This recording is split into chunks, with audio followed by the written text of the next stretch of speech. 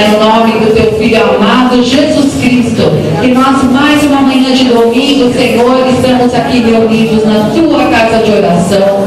Viemos aqui, Pai, para te adorar, para te glorificar e te exaltar. Abençoe teu povo, a tua igreja. Hoje, ó Pai, Santa Ceia do Senhor. Na tua palavra diz que aqueles que não comem da tua carne, não bebem do teu sangue, não têm parte contigo. E nós estamos aqui, Senhor, porque queremos fazer parte de ti. Queremos, ó Pai, fazer parte do teu corpo, e o Senhor como cabeça, que possa estar nos guiando, nos protegendo, nos abençoando. Vá de encontro com cada vida, Senhor. Jesus amado, quebranta cada coração, tira todo impedimento nesta manhã, Senhor. E que o Senhor possa estar manifestando o teu poder, libertando, salvando e abençoando o teu povo. É o que eu te peço e já lhe agradeço, crendo. Em nome do Deus que é Pai, Filho e Espírito Santo. Amém. Graças a Deus.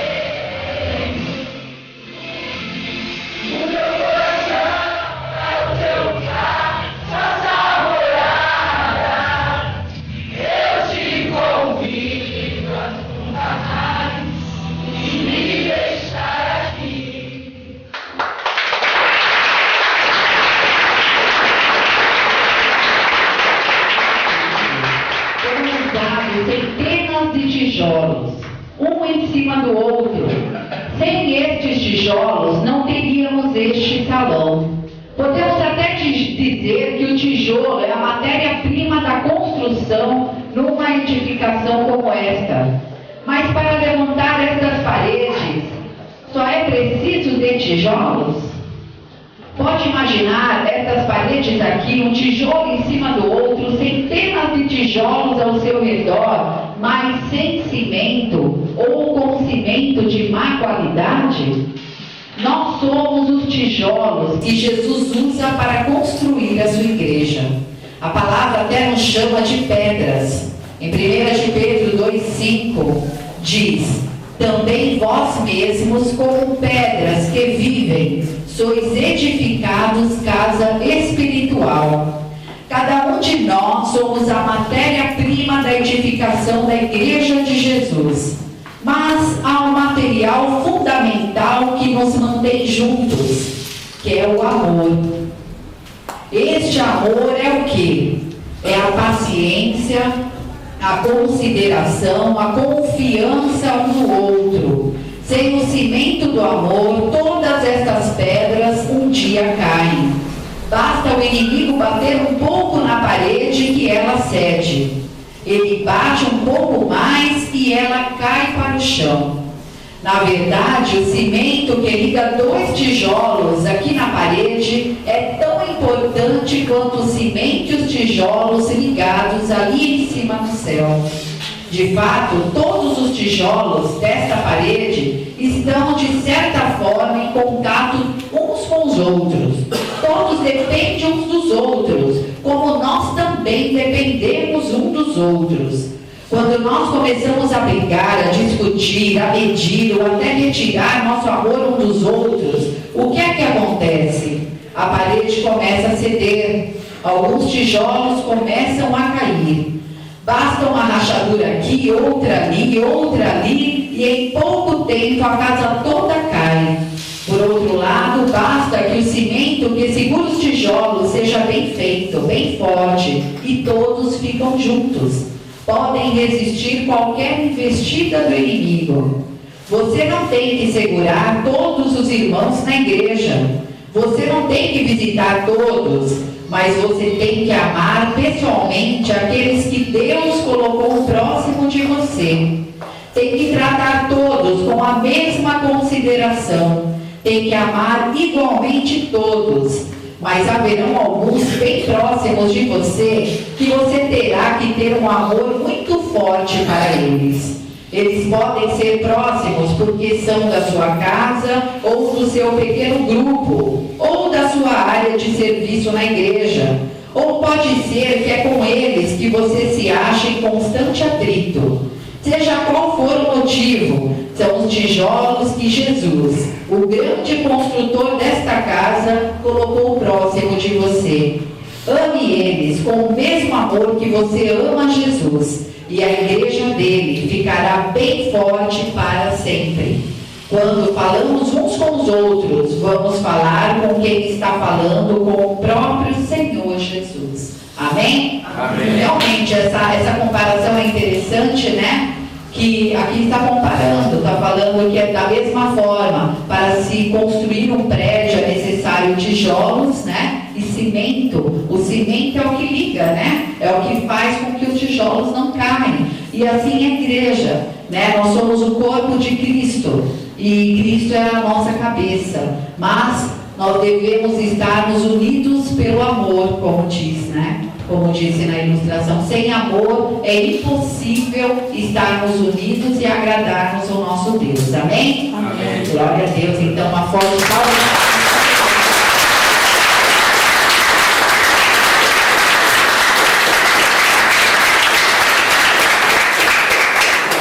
Amém, graças a Deus. Quem trouxe a palavra de Deus? Levanta aí, deixa eu ver. Ih, pessoal, tem gente que esqueceu a Bíblia. Não pode esquecer a arma, hein? Todos têm que estar preparados aí, né? Com a arma. Eu gostaria que você abrisse no livro de Lucas.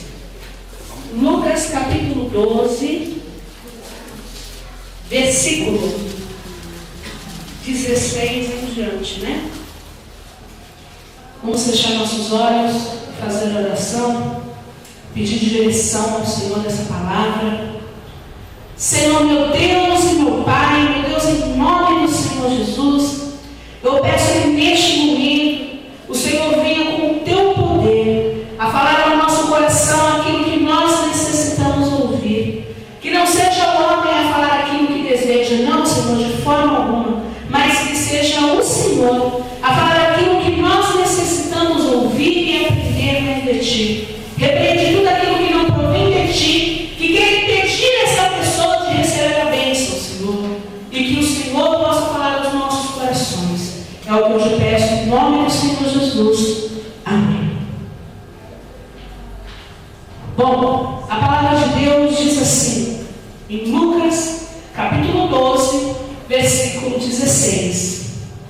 E propôs-lhes esta parábola: o campo de um homem rico produziu com abundância. Então, ele pensava consigo mesmo, dizendo: que farei? Não tenho onde guardar os meus frutos. E disse: farei isto: derrubarei os meus celeiros e construirei outros maiores. E aí guardarei todo o meu produto e todos os meus bens. Então direi à minha alma: alma, tenho guardado muitos bens para muitos anos. Descansa, come, bebe e alegre-se. Deus, porém, me disse: louco, esta noite te pedirão a tua alma. Então, o que tens preparado, para onde será? Amém? Bom, essa palavra é muito interessante, porque quando a gente lê, a gente percebe que a história aqui é justamente a história de um homem que se preocupa muito com a sua vida, né? A sua vida física, né? Com os bens materiais, mas que não estava preocupado em cuidar da sua alma. E aí Deus diz: louco, né? Esta noite pedirão a tua alma e tu tens. Para onde será, né? Que vai? Para quem ficará? E é muito interessante porque nós justamente temos que parar para entender a respeito disso. Temos que parar para aprender sobre a alma, né? Sobre o que é importante. Porque os bens vão ficar. Mas e o nosso espírito, a nossa alma? O que será? Hoje eu acabei de vir diretamente de um velório e um parente meu acabou falecendo. E a gente observava muitas coisas que ocorriam, né, nesse velório. As pessoas, elas não entendem que para morrer basta estar vivo. Nós só temos essa certeza, a certeza de que para a gente morrer basta estarmos vivos. Eu agora lá no velório, no cemitério, eu e minha sobrinha começamos a passar assim entre os túmulos. É engraçado, porque quando você vai no cemitério, quem já foi no cemitério? Já foi? Você já reparou, não sei, eu tenho o costume de ficar olhando as datas de nascimento. Eu tenho o costume de ficar olhando. E eu observo o seguinte: muita gente, ela fala assim: eu não vou me entregar ao Senhor Jesus agora, principalmente quando é jovem, né? Poxa, eu vou curtir minha vida da maneira como eu acho que tem que ser feito. E quando eu for bem velhinho, ela pensa que ela só pode haver a possibilidade dela morrer se ela for o quê? Bem velhinha. Então quando eu for bem velhinho, já estiver assim, eu vou me converter, está tudo certo. Algumas pessoas pensam dessa maneira.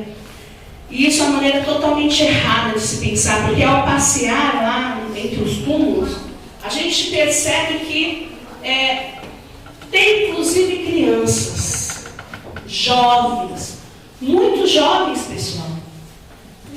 Não é só velhinho que morre. Muitas pessoas nem chegam a viver, né, a fase da terceira idade. Muitas pessoas, elas vão antes, por plantar, ou pela vontade de Deus. Mas muitas pessoas vão antes, né?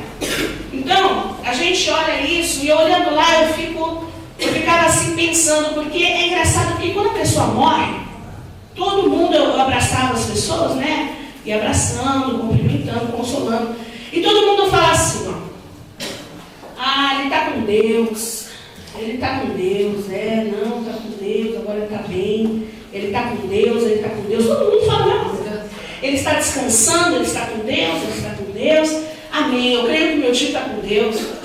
Nós fomos lá, nós oramos. Ele aceitou o Senhor Jesus ainda consciente. Glórias a Deus, amém? Amém. Então eu creio, né? Aliás, que só o Senhor conhece o coração. Mas do lado de fora, ele ali acompanhou a oração, aceitou o Senhor Jesus, deu tempo das pastoras estarem indo no hospital, fazendo a oração. Mas isso não é comum somente neste caso. Qualquer enterro que você vai, você percebe justamente que as pessoas, elas falam a mesma coisa, né? Não, agora ele está descansando, agora ele está com Deus. Mas será? E a certeza disso? E a certeza? Às vezes a pessoa, ela foi uma pessoa terrível a vida inteira.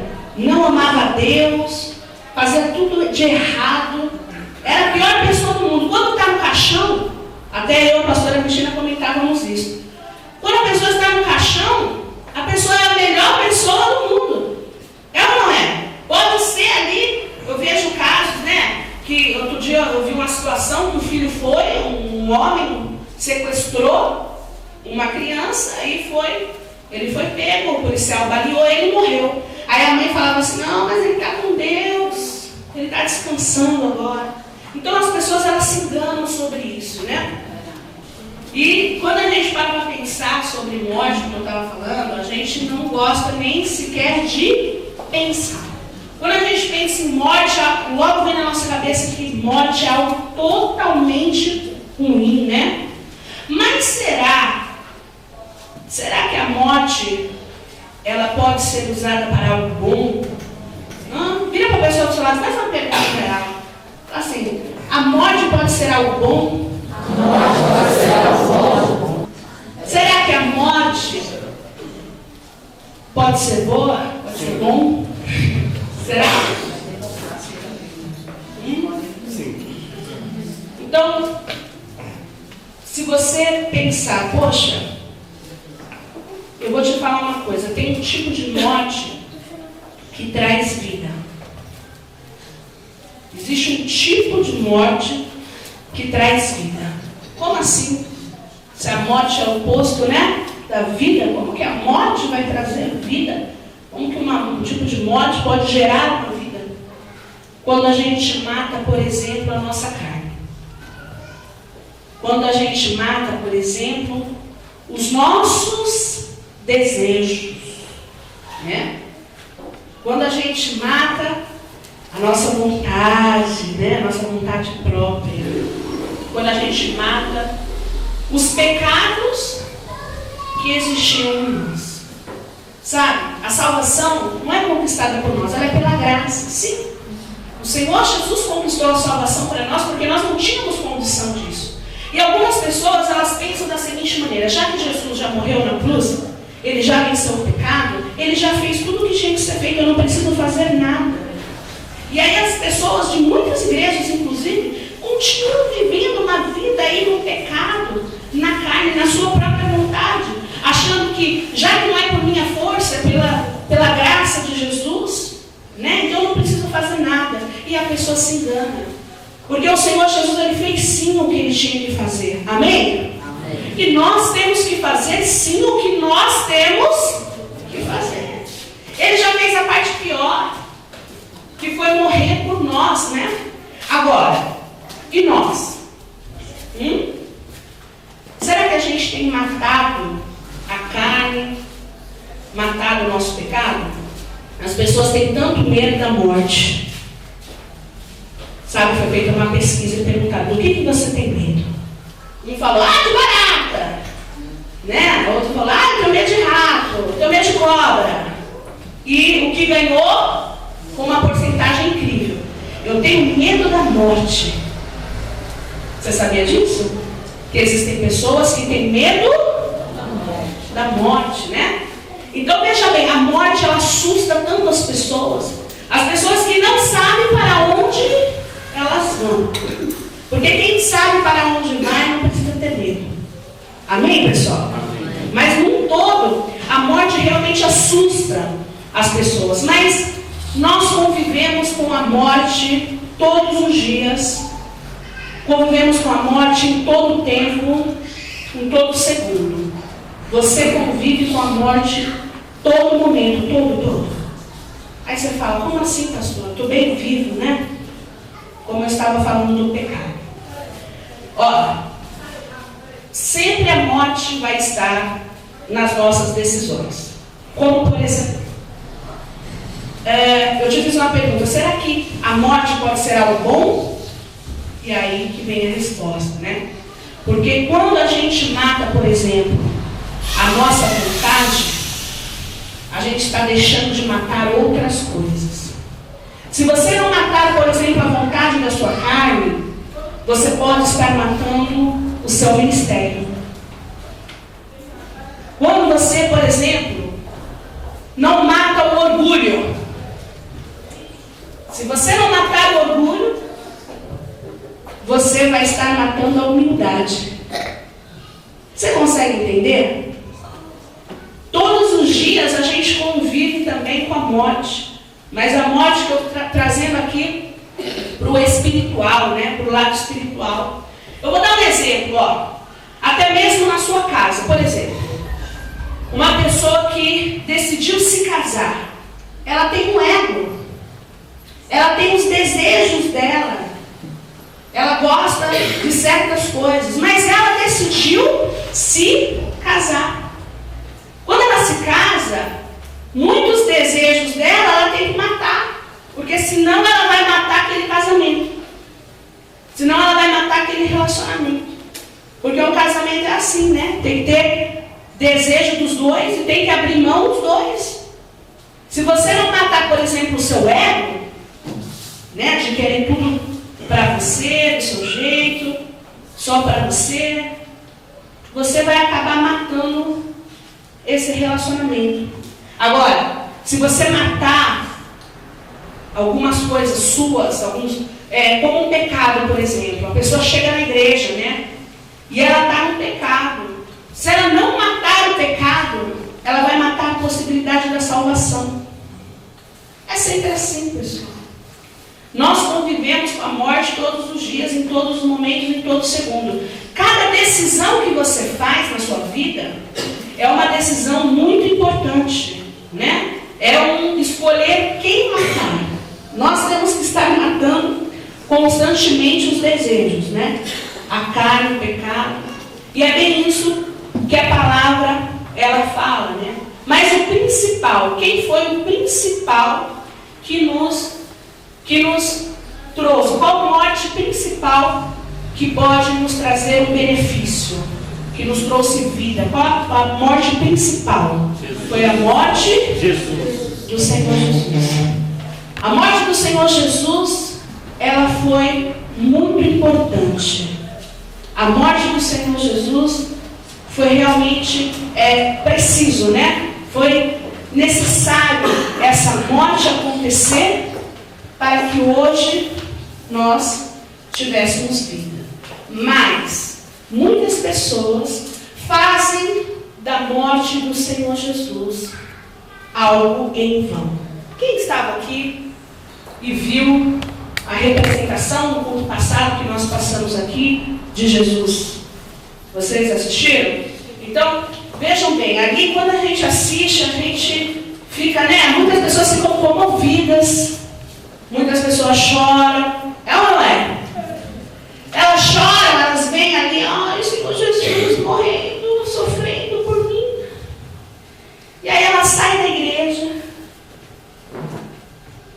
ela erra de novo, não mata os seus desejos, aí ela acaba matando a fé, por exemplo, dela.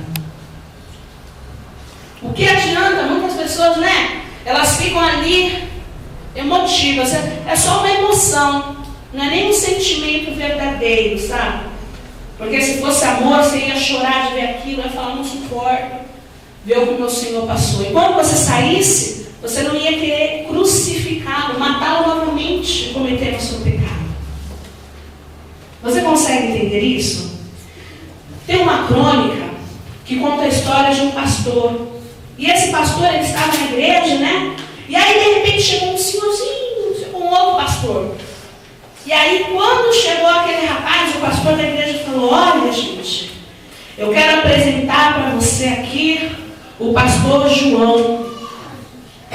Ele vai, né, ministrar nessa noite. Ele é um grande amigo meu. É realmente uma pessoa muito espiritual. Deus vai falar com vocês, tal. E aí, toda a igreja percebeu que esse pastor, ele tinha uma afinidade muito grande, né, por esse homem. E esse homem foi lá na frente. E esse pastor começou a pregar. E, como na nossa igreja, tinha 2 menininhos assim, ó. Tem esses 2 menininhos, né? Como você chama? Renan. O Renan e o Cauã, né? Estavam sentados ali na primeira fileira. E aí, quando eles viram, já era um senhor de idade. Eles falaram, essa pregação. Era um senhorzinho, criança, né? Não tem muita paciência. E aí os 2 garotos ficaram ali, sentados, e ali esse homem que foi chamado, convidado para estar, né, à frente, ele começou a falar. Começou a contar, né, que um certo dia, houve um homem, né, um homem que saiu de barco para passear com o seu filho, e o seu filho havia pedido para levar um amiguinho. E aí o pai deixou o filho levar o amiguinho. E aí foi o pai, o amiguinho e o filho, né? No barco, a velejar, né? E houve que no meio ali do passeio deles, houve uma mudança de tempo repentina e veio então uma grande tempestade. Nessas tempestades, né? Nessa tempestade que houve, teve uma onda muito grande, e essa onda acabou que quase virou o barco. Só que nessa que de mexe para lá, mexe para cá, os 2 garotos caíram na água. Que desespero. Você consegue entender? Imaginar uma cena dessa? Hã? Que desespero. Quem é que é pai? Levanta a mão, deixa eu ver os pais. Quem é mãe? Você sabe, né? Eu não vou nem perguntar para os outros, porque o jovem não entende ainda, né? Mas quem é pai, quem é mãe ali, que tem um amor, né? Imagina só, se uma pessoa, sem ser da família, já entrar em pânico. Agora imagina o pai ver um filho morrendo afogado. Sem pensar muito. Ele olhou para o seu filho e ele disse para o seu filho assim, filho, eu te amo muito. Gritando, né? Filho, eu te amo muito, filho. Saiba que o pai te ama muito. E aí ele foi, se dirigiu ao outro garoto, que era o amigo, né? E salvou aquele menino. E aquele pai chorou. Porque quando ele voltou, ele ainda, né? Mas não deu mais tempo. O filho dele, o mais querido, né? Teve que ser o quê? Sacrificado por causa do outro. E aí esse homem, ele contava, né? E ele falava assim, foi justamente isso que o Senhor Jesus fez por nós. Aliás, que Deus fez por nós, né? Deus sacrificou o mais querido por causa de nós, né? Por nossa culpa. Veja bem, o filho desse homem, ele era salvo. Mas o amiguinho ainda não conhecia conhecia Jesus. E aí esse homem, ele estava explicando, ele falou assim, então, veja a situação. Esse homem abriu mão do próprio filho, porque ele tinha salvação, para poder salvar aquele outro que não conhecia ainda Jesus, que poderia não ser salvo. E o Senhor Jesus, ele fez exatamente isso por nós, né? Nós vamos daqui a pouco participar da Santa Ceia e nós vamos nos lembrar. A Santa Ceia fala fazer memória, né? Fazer memória é se lembrar. Nós vamos trazer à memória o que o Senhor Jesus passou por nós. Mas, para concluir, né, a história, veja bem, aqueles dois meninos que estavam sentados, o Cauã e o Renan, eles olharam e falaram assim, quando o pregador desceu, né? Falaram assim, eu não concordo com isso. Poxa, não é possível que isso aconteça. Como que um pai vai fazer isso com o próprio filho? Deus tem que ter muito amor para fazer isso por nós. Mas você deu a história de um homem que, se fosse humano, que pudesse, né? Tá fazendo isso, é possível? E aí aquele rapaz falou assim, filho, o pai dessa história sou eu. Ah, você é mais louco ainda, mais doido ainda. Foi você, eu não acredito. E aí, imagina só, você fez isso por um palpite. Ele pode ser que ele aceite Jesus, mas e se ele não aceitasse? Você trocou o certo pelo incerto, né? Por um palpite. E aí aquele homem fala assim, o seu pastor é esse menino. Amém, pessoal? Amém. Então, você veja bem, essa história é muito interessante, porque eu sempre penso da seguinte maneira: se esse menino não tivesse aceitado Jesus, a morte daquele garoto seria uma morte em vão. E muitas pessoas, elas fazem da morte do Senhor Jesus em vão. Porque o Senhor Jesus morreu por você. Deus abriu mão de ter o filho dele ali no trono, do lado dele, recebendo honras, glórias e tudo mais, para vir aqui na terra, passar tudo que a gente passou, para ensinar para a gente, para mostrar para a gente que é possível sim. Ele veio como humano, tinha os nossos sentimentos, ele não estava em forma de Deus. Tudo que você sentia, ele sentia. E tentações ele também teve. Mas ele foi enviado para nos ensinar, nos mostrar, né? Nos ensinar, nos mostrar que é possível sim matar a carne, matar o desejo, matar o ego. Quando o Senhor Jesus foi levado para ser tentado, e o diabo falou para ele assim, eu vou te dar tudo isso daqui. O Senhor Jesus sabia o que ele ia ter que passar. Se ele deixasse o ego tomar conta, ele poderia fazer o quê? Matar o objetivo, e ia matar todo mundo, ia acabar com a humanidade. Mas não, ele matou todo e qualquer sentimento que o diabo quis colocar dentro dele, de grandeza, de ego. Afinal, Jesus era Deus. E para um Deus estar aqui passando o que estava passando, sendo afrontado pelo diabo, que foi ele mesmo que criou quando era um anjo, né?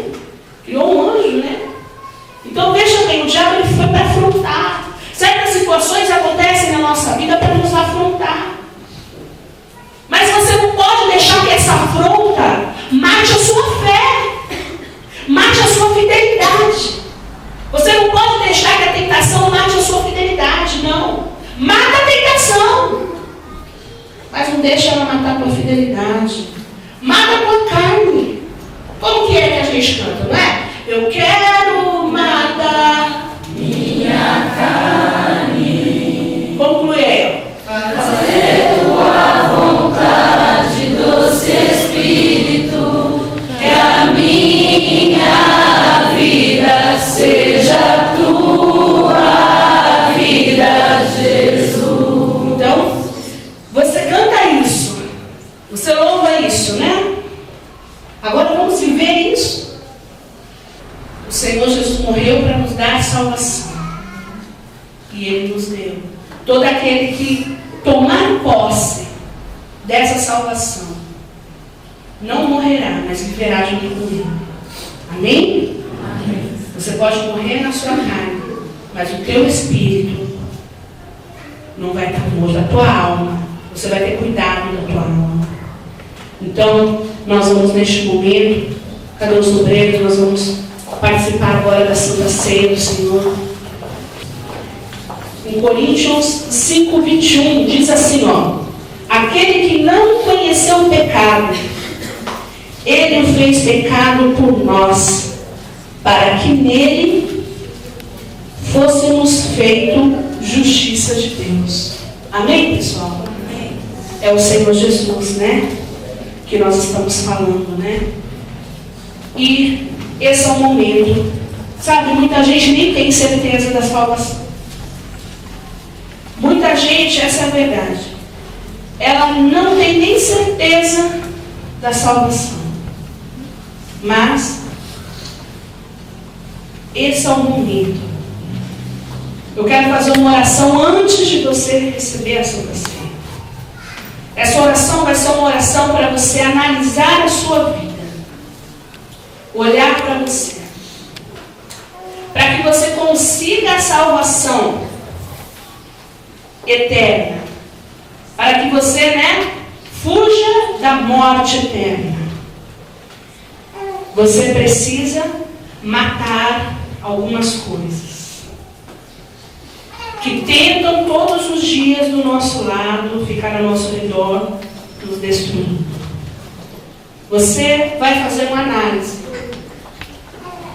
Talvez você não tinha parado para pensar que se você não mata uma coisa, você automaticamente está matando outra.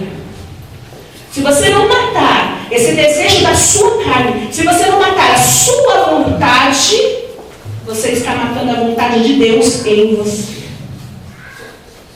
Se você não matar o seu desejo aí, o seu desejo, teu, você está matando o desejo que Deus tem para a sua vida.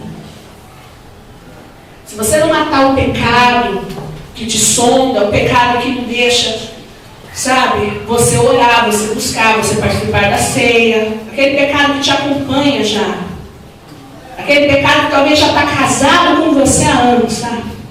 Tem pecado que já não é mais namorado, né? Tem pecado que já está casado, a pessoa já está há tantos anos e ela continua ali no pecado, ela não toma a decisão de matar isso. Você vai matar o pecado hoje em você. Ah, eu não consigo. Está aqui a força.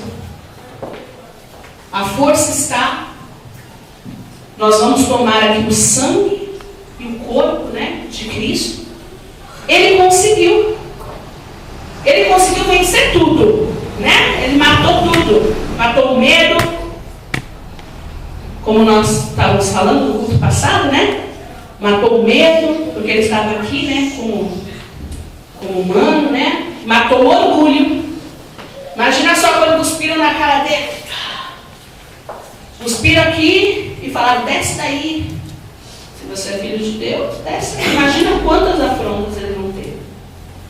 Milhares e números. Se ele não tivesse matado o orgulho, ele ia estar fazendo outra coisa. Ele ia estar matando o nosso futuro. Matando a Deus, a vontade do Pai. Imagina só ele descendo daquela cruz, como seria? Satanás ali iria sair dando risada da cara de Deus. Isso não pode acontecer. Você não pode agir de maneira que Satanás saia rindo. Eu falo para os jovens. Sabe, os jovens vêm aqui dar um testemunho, Esses dias a gente teve até aquele, eu não troco Deus, Eu escolho Deus. E aí você toma a decisão de escolher a Deus. O diabo começa a colocar muitas coisas ao seu redor, para que você mate isso que você falou, para que o diabo possa olhar para a cara de Deus e dar risada. O diabo afrontou Deus em relação a Jó.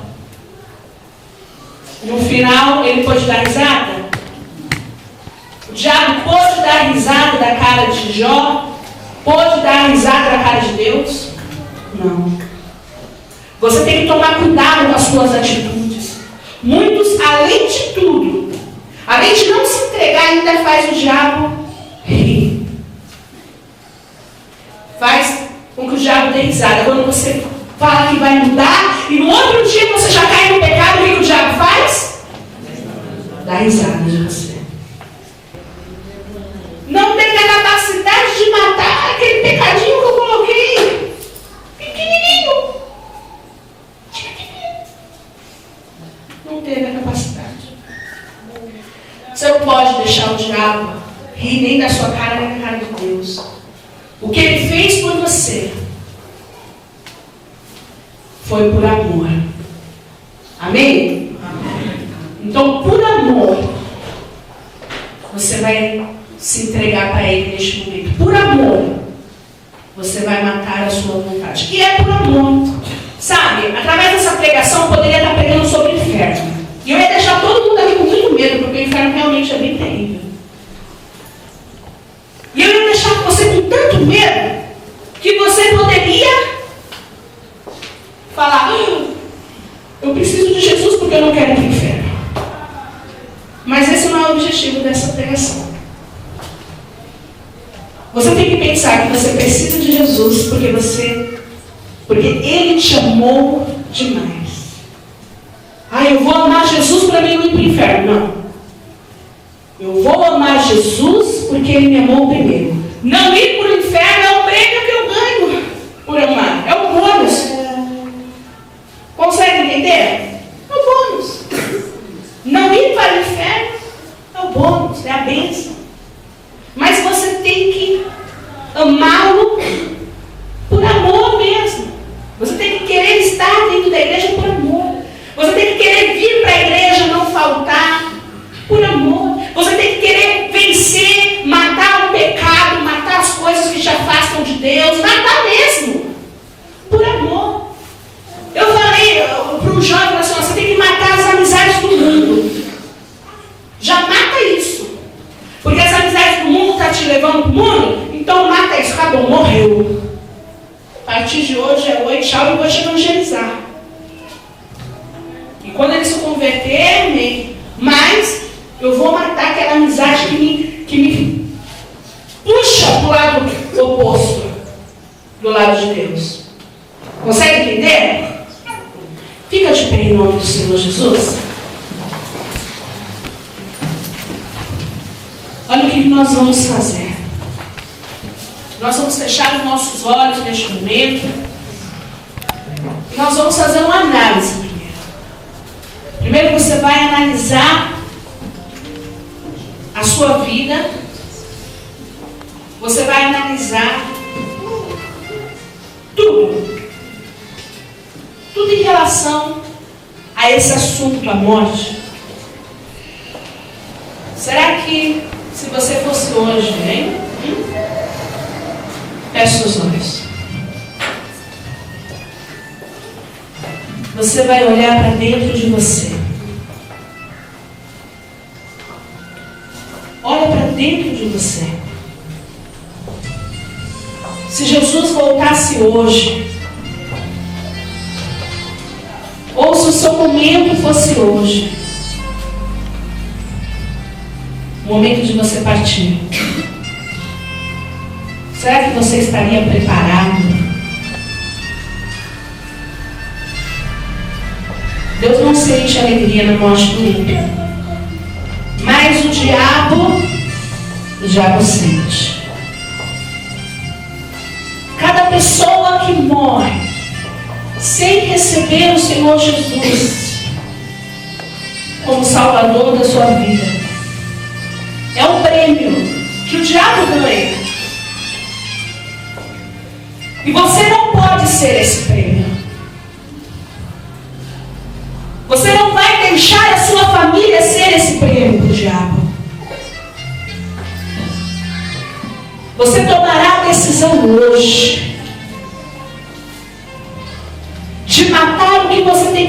de ruim que estava dentro de você, que estava ao teu redor, para que você possa receber o direito pela graça da salvação. Talvez você não estava matando o que você precisava, e isso estava te impedindo. Mas eu quero que você entenda o seguinte: você participará agora do corpo, do sangue do Senhor Jesus. E este corpo, este sangue entrará dentro de você. O Senhor Jesus não vai poder morar dentro de você se você ainda estiver com o pecado vivo a Ele. Então toma essa decisão agora. Mata isso agora. Você vai fazer uma oração pessoal, você e Deus. Fala com Ele. Fala com Ele neste momento. Você e Deus. Você vai falar com Ele. Você vai pedir: ah, Senhor. Senhor, nós estamos analisando, Senhor, o nosso coração. E nós não queremos, Senhor, matar a Tua vontade em nós, matar a Tua vontade em nossa vida. Não, Senhor. Mas nós vamos matar a nossa vontade. Nós vamos matar, Senhor, os nossos próprios desejos, Senhor. Os desejos da nossa carne. Quando eu digo matar os nossos desejos,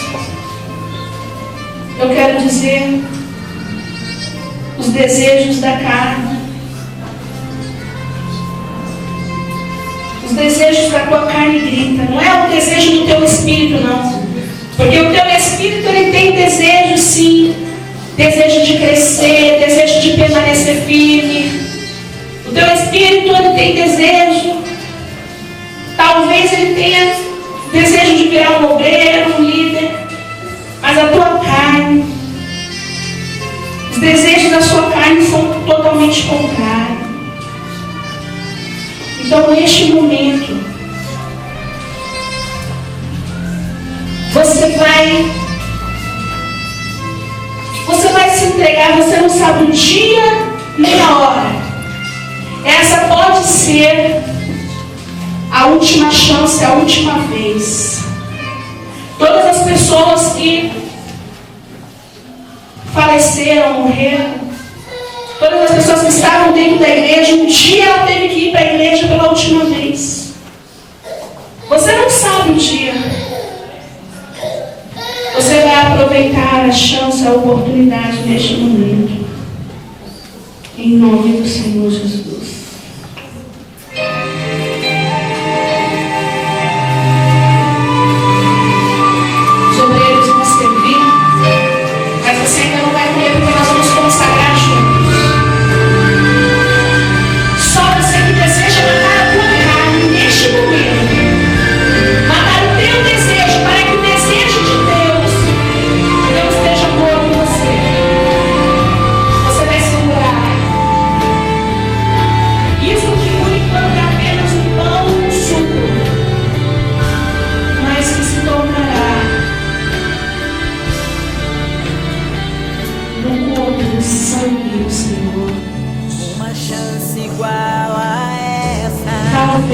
Talvez eu não tenha mais.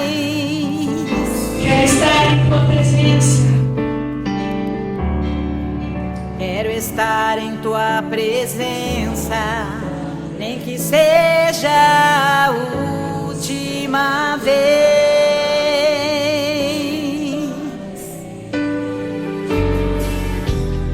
Se tiver que gritar, eu gritarei. Se tiver que chorar, eu chorarei.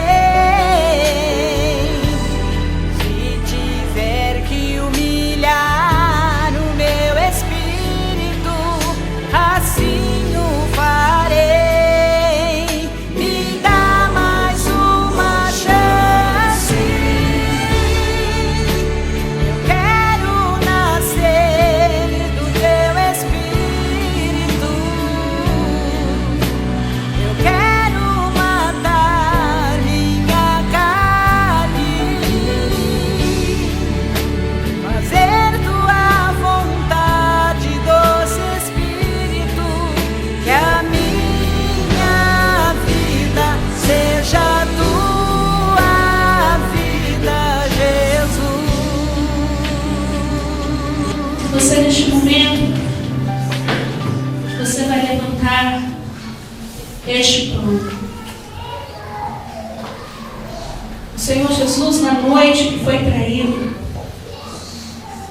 Ele levantou o pão e Ele disse: tomai todos e comei. Este é o meu corpo, que é dado por amor de vós. Este simples pão se tornará em algo tão precioso neste momento. Olha, muito mais precioso do que você possa imaginar. É muito mais precioso do que qualquer pérola, qualquer diamante. Você tem nas suas mãos agora parte do Senhor que vai entrar em você neste momento. E assim como a carne de Cristo era uma carne sadia, você receberá essa carne sadia também. Toda doença, tudo aquilo que estava coçando o teu corpo, será cessado no momento em que você colocar Cristo dentro de você. Senhor, consagra, Senhor. Nós fazemos memória de Ti, Pai.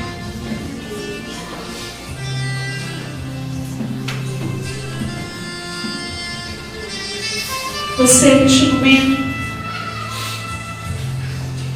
com amor,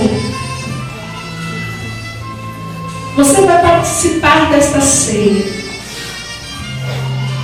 Ao mastigar este pão, você vai crer que da mesma maneira como esta ceia, ela aconteceu com todos os discípulos, com aqueles que estavam ali próximos de Jesus.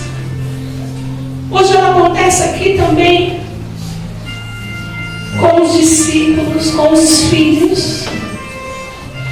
Nós queremos estar mais perto de Ti, Senhor. Pode participar deste pão.